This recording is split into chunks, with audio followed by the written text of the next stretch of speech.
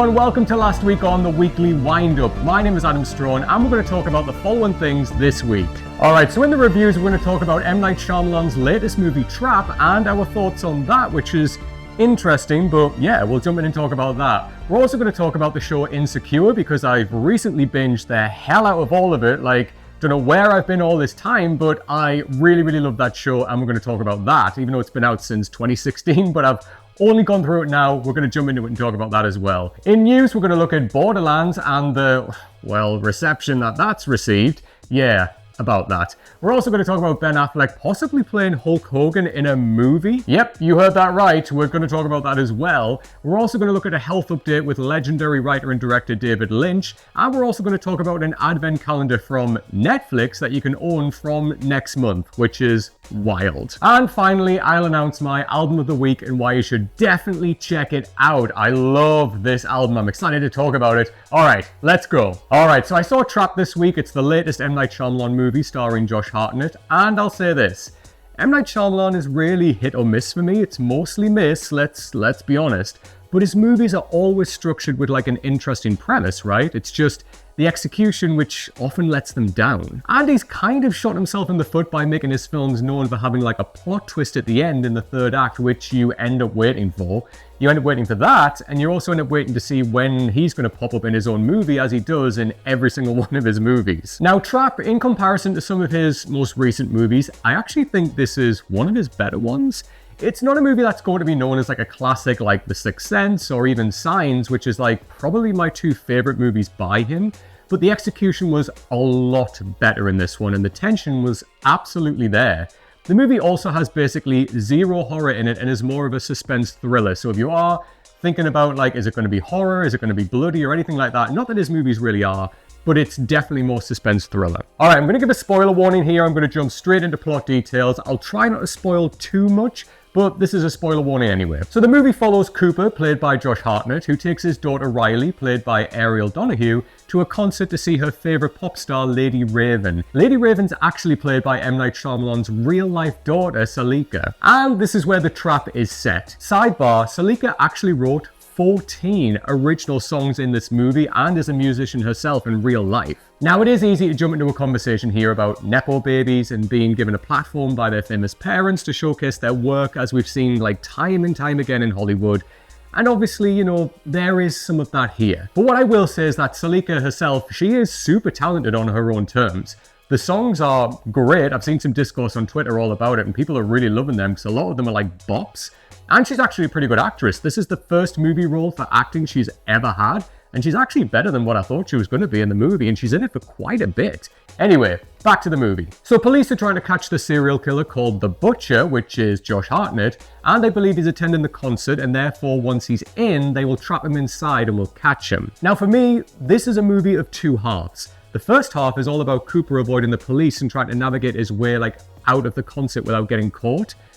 This is the best stuff in the movie for me, by far. Watching him mastermind his way around the situation and you're with him in how far he's going to go to get out, and it's truly great stuff. Some really tense moments in there. The second half of the movie is when he gets out and he returns home with his daughter, and this is where the movie falls a little flatter for me. There's definitely still some great tension here, especially with Cooper and someone else who knows he is the butcher, and they're trying to navigate conversations with him in front of his family without giving anything away, but are also thinking of ways to try and warn the family. And there's some interesting stuff in there. There's just a few moments in the second half which don't really make a lot of sense. Cooper set himself up as this person who has to be in control of the situation all the time. He actually says that as well at some point in the movie. But then there are moments when he completely gives a sense of control up to somebody else, which goes against what he said earlier. For example, there's a scene later on between him and his wife involving cake, and if you've seen the movie, you know what I'm talking about. And here he just goes along with her, offering to have cake with her, and rather than doing what he wants to do at that point, he just says, okay, let's sit down and have cake. And that didn't really make sense. He gave her the power in that situation and went along with her. Whereas if he had the power, he would have done what he wanted to do immediately.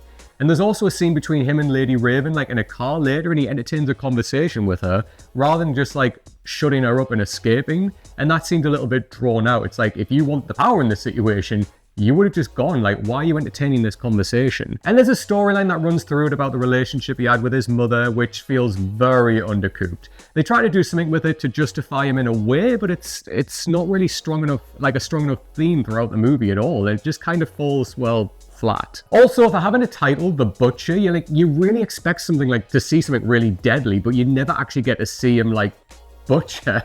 It's like all implied, and there's a scene in which, he has someone captured later on, but we're only ever told how bad he is, like how brutal he is, like rather than seeing it. And I know the movie is more of a thriller than a horror, but it would have been pretty cool to have seen more of like a show don't tell regarding that character. And just to see Josh Hartnett, who is great in this, but to see him go like all out, that would have been really, really cool. But yeah. The ending is interesting, I guess. It kind of feels like the movie just ends, which is really strange to say because there's so many damn times when the movie could have ended earlier, and I kept asking myself, me and my partner went to see it, and we were like, oh, so it's ending now. Oh wait, so it's ending now? Oh, it feels like it's going to end now, right? And then it kept going on. And like, it's interesting, like you could have shaved like 20 minutes off the ending here or there and it would have made sense. But there is a little scene during the credits which is absolutely worth watching because it's hilarious, so stick around for that if you do check the movie out. And that's a good point because there's a lot of comedy in this movie which works really, really well, so definitely check it out for that. Josh Hartnett is fantastic in this though, like he's also in his very sexy daddy era, which I'm absolutely here for. And I also want to shout out Ariel Donahue, who plays his daughter. She's also incredible. Like some really great acting from such a young actress. She's phenomenal.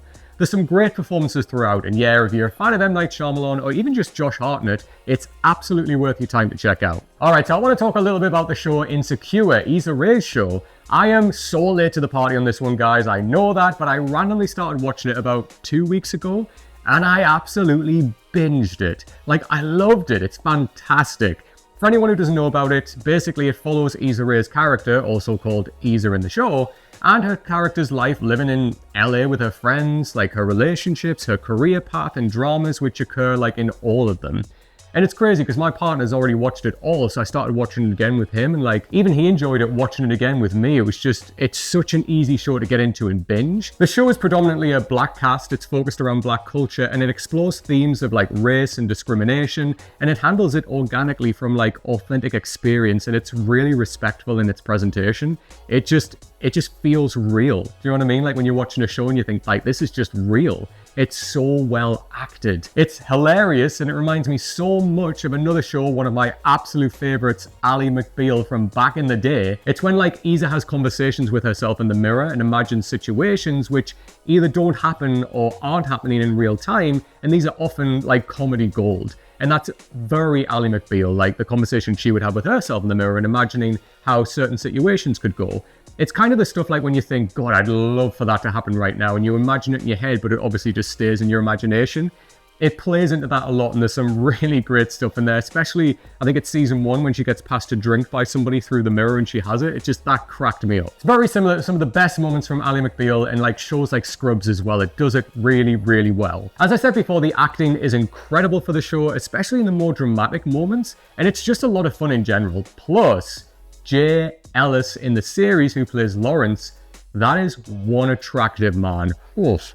This show is a show of very beautiful people, so if you have seen it, let me know your thoughts on it. Alright, so on to movie news now, and we're going to talk about Borderlands. It released to a train wreck of reviews, basically. It originally released to a 0% review score on Rotten Tomatoes. It now currently sits at 10% with an audience score of 50% as of time of recording. So it seems like some hardcore fans may have come out in support for it, I don't know, but I haven't seen this movie, I honestly don't plan on seeing it, but it was in development hell for a while and suffered with reshoots and change-ups to people involved in the movie, so it's not too surprising to be honest. It was announced back in 2015 and it went through 10 different writers and has been changed several times over that course. Even Chernobyl and The Last of Us writer and showrunner Craig Mazin was originally attached and was the writer on it, but as of 2023 he asked for his name to be removed from the project and he like quietly stepped away from it. Yikes. And director Eli Roth thought this was going to do big things, and he thought it was going to go on to become something almost like the Star Wars franchise. But it looks like it'll go down in the other video games adapted to movies graveyard. I did love seeing the stars on the red carpet for the movie premiere though, and I mean, who am I kidding? I'm talking about Jamie Lee Curtis rushing over to help Cate Blanchett with her trousers as she had a wardrobe malfunction. That was really, really nice, and you can tell them two just have a great friendship. It's the friendship between them that's just, it's really cute. Like in an interview, Jamie Lee Curtis herself, she said like she admired Cate Blanchett for her work, and she, for a long time, she always thought like, oh, I'd love to get to know her and see that if we could become friends. And she even says like, we did really, really easily. It's also wild to talk about a movie Borderlands, like about the video game series Borderlands, and to think I'm talking about Cate Blanchett is even in the movie, and Jamie Lee Curtis for that matter. But, you know, I'll just have to respect those queens from a safe distance and say, you know what? Admire you, love you both, but I'm probably going to skip this movie. Alright, let's talk about the legendary writer and director David Lynch, known for his incredible work on the likes of Twin Peaks and Mulholland Drive. We have an update on his health condition after being diagnosed with emphysema 2 years ago.